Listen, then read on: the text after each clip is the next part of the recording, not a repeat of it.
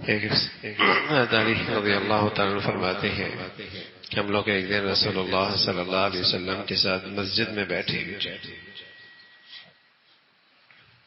آپ علیہ الصلوۃ والسلام کے ساتھ ہم مسجد میں بیٹھے ہوئے تھے.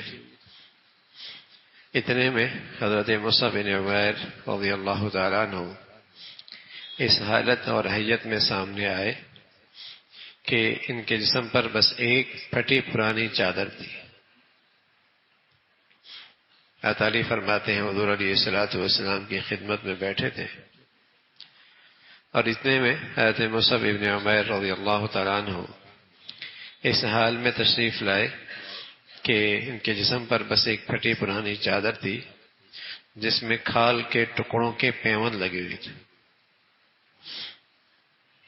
چادر بھی تھی ایک ہی تھی اور اس پر بھی چمڑے کے پیون لگے ہوئے تھے. آپ علیہ الصلوۃ والسلام نے ان کو اس حالت اور حیت میں دیکھا تو آپ کو رونا آ گیا.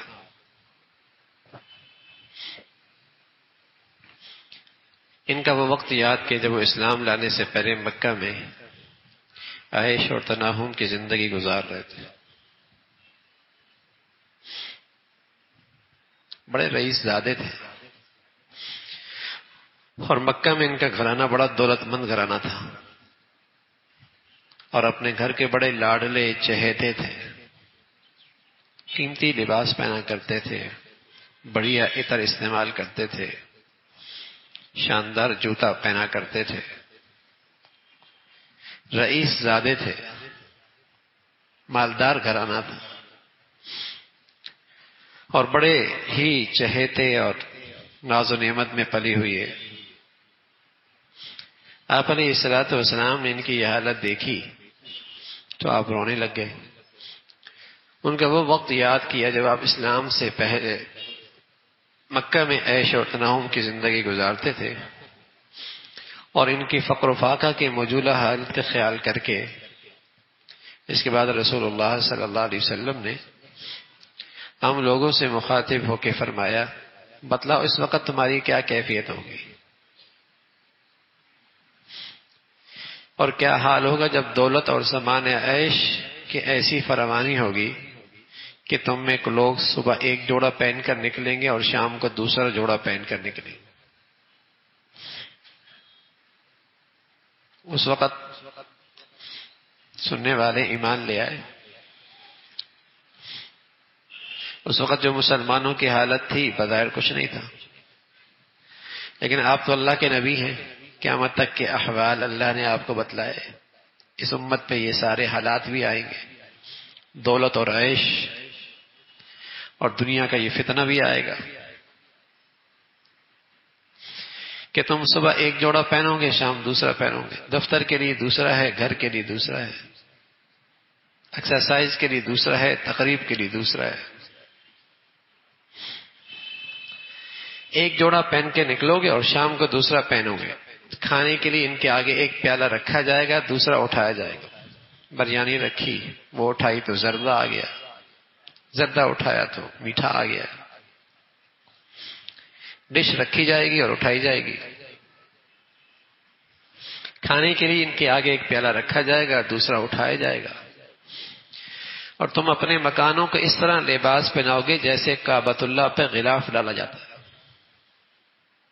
دیواروں پر بھی پردے ہوں گے نا.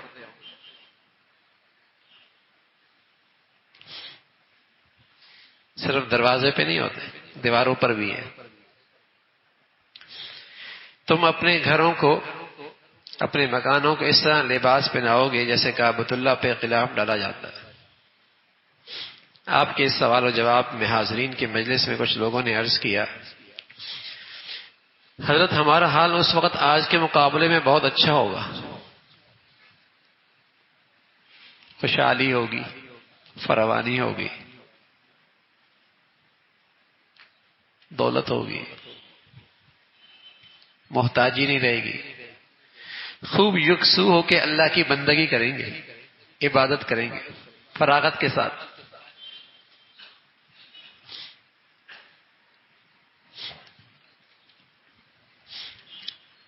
ہمیں اللہ کی عبادت کے لیے پوری فراغت اور فرصت حاصل ہوگی. اور معاش وغیرہ کے لیے محنت مشقت نہیں اٹھانی پڑی.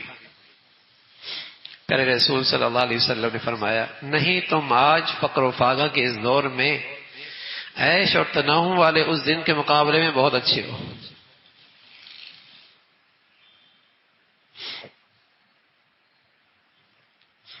لمبا عرصہ پیچھے نہیں، ہم اپنی زندگی کا جائزہ لے لیں. 50 سال پہلے، 40 سال پہلے، 60 سال پہلے چیزیں اور سامان تو اتنا نہیں تھا. بتائیے محبتیں زیادہ تھیں، آج زیادہ ہے.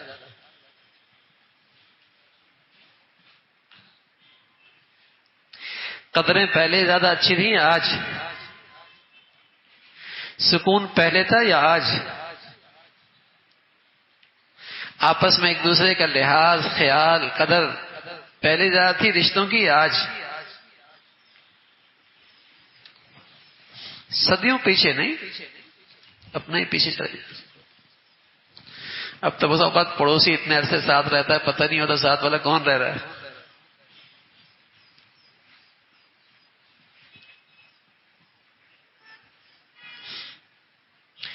تو آپ نے صلاۃ والسلام نے فرمایا نہیں تم آج فقر و فاقہ کے اس دور میں عیش اور تنہم والے اس دن کے مقابلے میں بہت اچھے ہو جائے.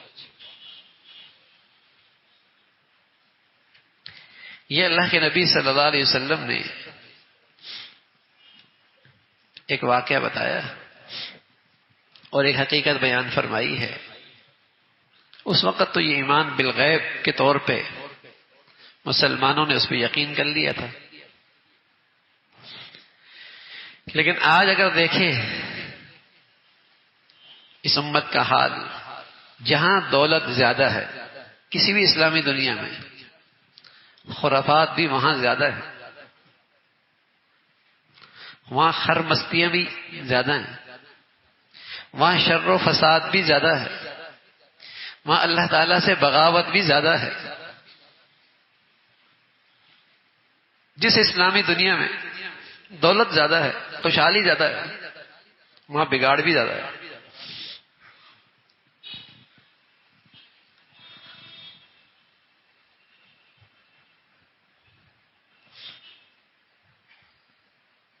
میں اگلے دن پڑھ رہا تھا عرب کے ایک ملک کا، وہاں پاکستان سے کئی گنا بڑھ کر طلاقیں، کئی گنا بڑھ کر وہاں خودکشیاں ہیں. حالانکہ مادی لحاظ سے پاکستان کے اس سے کوئی مناسبت ہی نہیں ہے.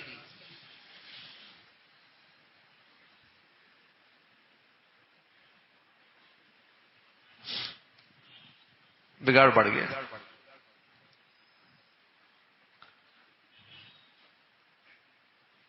تو دولت اپنے ساتھ فتنہ بھی لے کے آتی ہے. اگر تربیت نہ ہو تو فساد زیادہ بڑھتا ہے. اگر انسانیت پر محنت نہ ہو تو دولت شر لے کے آتی، برائی لے کے آتی. اگر مسلمانی اچھی نہ ہو تو دولت خرافات لے کے آتی، بگاڑ لے کے آتی.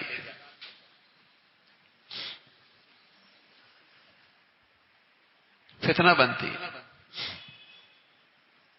تو تھوڑا تھا لیکن اللہ کی بندے تو تھے.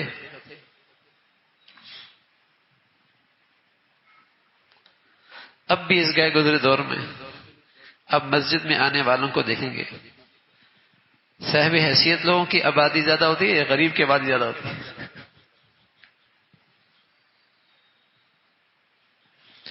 جو جتنا بڑے عہدے اور منصب پہ چلا جاتا ہے اسے اللہ کے گھر میں حاضری کی توفیق نہیں ہوتی. مہینے نہیں سالوں گزر جاتے. اور صحابہ کے زمانے میں جو جتنا بڑا صاحب حیثیت اور صاحب اقتدار ہوتا تھا وہ اللہ کے گھر میں اتنا آگے ہوا کرتا تھا. انسان اچھے تھے نا، عہدے بھی ملے، اقتدار بھی ملا، لیکن اپنی اوقات نہیں بھولے، زندگی کا مقصد نہیں بھولے، بندگی نہیں بھولی. امیر المؤمنین اور مسلح میں سب سے آگے، خلیفۃ المسلمین اور اللہ کے گھر میں سب سے آگے. اس امت کے بڑے ہیں اور پہلی صف میں.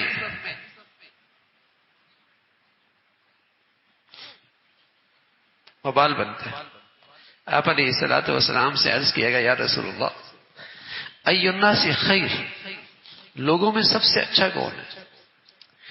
فرمایا من طال عمر وحسن عمل، لمبی عمر ہو اور عمل بھی اچھا ہو، نیکی بھی ہو، بندگی بھی ہو. کہا یا رسول اللہ ای الناس شر، لوگوں میں سب سے برا کون ہے؟ فرمایا من طال عمر، جس کی لمبی عمر ہو، وساء عمل، اور عمل برا ہو. لمبی عمر تو دونوں کی ہے. اب ادنا اور اعلیٰ میں فرق کیا چیز کرنے والی ہے؟ اچھائی اور برائی، نیکی اور نافرمانی. نیکی اور نافرمانی یہ ادنا اور اعلیٰ میں فرق کرنے والی ہے. اچھے اور برے آدمی میں یہ چیز فرق کرنے والی ہے. اگر نیکی کی روح ہے تو صحت، جوانی، دولت، خوشحالی سب اللہ کا انعام. اور اگر نیکی کی زندگی نہیں تو دولت بھی وبال، صحت بھی وبال، زندگی بھی وبال، جوانی بھی وبال. زمین پر بوجھ، زمین پر خرابی کا باعث. اچھا کون ہے؟ لمبی عمر ہو لیکن زندگی نیکی کی ہو، زندگی بندگی کی ہے، تو پھر صحت بھی نعمت، دولت بھی نعمت، خوشحالی بھی اللہ کا فضل، صحت بھی اللہ کا انعام. لیکن اگر نیکی کی روح نہیں، اللہ کی بندگی نہیں، اللہ تعالی کی اطاعت نہیں، تو صحت بھی وبال، جوانی بھی وبال، خوشحالی اور دولت بھی وبال، زندگی بھی مصیبت. اس کی زندگی وبال ہے زمین والوں کے لیے، اس کی دولت بھی زمین والوں کے لیے وبال ہے.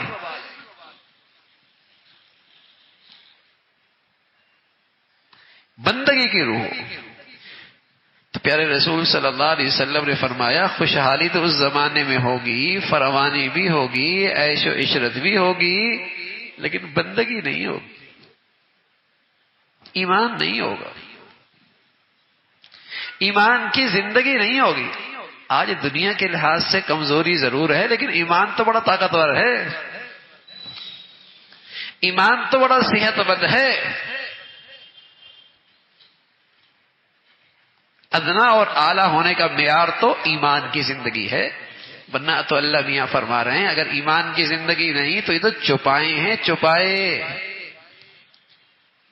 دیکھتے ہیں سمجھتے نہیں، سنتے ہیں سمجھتے نہیں، دیکھتے ہیں عبرت نہیں حاصل کرتے، چوپائے ہیں، چوپائے.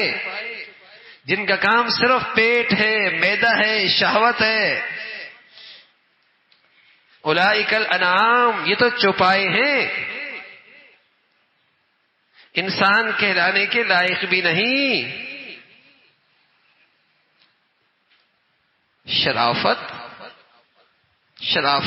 اچھائی اور اچھا انسان، اس کا معیار تو بندگی ہے اللہ کی. بندگی ہونی چاہیے. وہ ہے کتنی؟ ابو ہریرہ فرمانے لگے ایک دن اللہ کے نبی صلی اللہ علیہ وسلم فرمانے لگے جب تمہاری حالت یہ ہو کہ تمہارے حکمران تم میں نیک لوگ، اچھے لوگ، نیک لوگ، اور تم میں دولت مندوں میں سماحت اور سخاوت ہو، اور تمہارے معاملات اہل مشورے سے مشورہ کر کے طے ہوتے ہوں، ایسی حالت میں زمین کی پشت تمہارے لیے زمین کے اندر سے بہتر ہے. اگر تمہارے اندر یہ خوبیاں ہیں تو اس کا مطلب یہ کہ امت خیر پر ہے، امت اچھی حالت پہ ہے.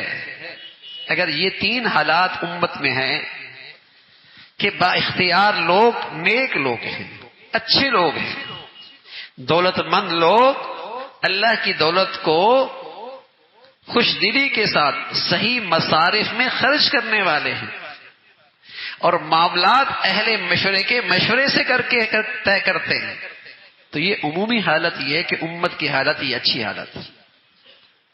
اور یہ امت اوپر زمین کے اوپر رہنے کے لائق ہے، قیادت کرنے کے لائق ہے، عزت کے لائق ہے، یہ اچھی حالت ہے۔ لیکن فرمایا اگر معاملہ اس کے برعکس ہو جائے اور حالت یہ ہو کہ تمہارے حکمران تم میں بدترین لوگ ہوں اور تمہارے دولت مندوں میں بخل اور دولت پرستی آ جائے اور تمہارے معاملات مشاورت کے بجائے گھر کی عورتوں کی خواہشات کے مطابق ہوں تو زمین کا پیٹ زمین کے اوپر سے بہتر ہے۔ پھر یہ امت اس لائق نہیں کہ زمین کے اوپر عزت سے رہے،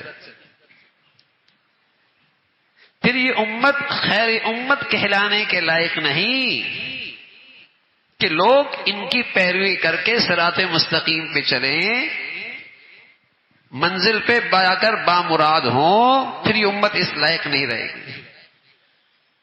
حضور علیہ الصلوۃ والسلام پر یہ حالات بھی منکشف ہوئے تھے کہ ایک حالت تو اس امت پہ ایسے رہے گی کہ اچھے لوگ ہوں گے اور ان کے اوپر آنے والے لوگ بھی اچھے ہوں گے، دولت کا استعمال بھی صحیح ہوگا اور ان کے معاملات مشورے سے طے ہوتے ہوں گے۔ لیکن پھر اس امت کی حالت بدل جائے گی، جب امت میں عام بگاڑ شروع ہو جائے گا تو بدترین لوگ ان پر مسلط ہو جائیں گے اور دولت پرستی اور بخل عام ہو جائے گا اور گھر کی خواہشات پہ فیصلے ہوں گے، دین کے مطابق نہیں، دین کے مطابق نہیں۔ تو حضور علیہ الصلوۃ والسلام نے بتایا کہ یہ امت کے حالات اچھے نہیں ہوں۔ یہ اللہ کے نبی نے اس امت کو تنبیہ فرمائی ہے، تنبیہ فرمائی ہے اور نصیحت فرمائی ہے کہ تمہارے اندر یہ برائیاں آنے نہ پائیں، آنے نہ پائیں، ورنہ امت اللہ کی رحمت اور مدد اور نصرت سے محروم ہو جائے گی۔ اللہ تعالی ہمیں ایمان اور ایمان کے تقاضوں پہ عمل کرنے کی توفیق نصیب فرمائے۔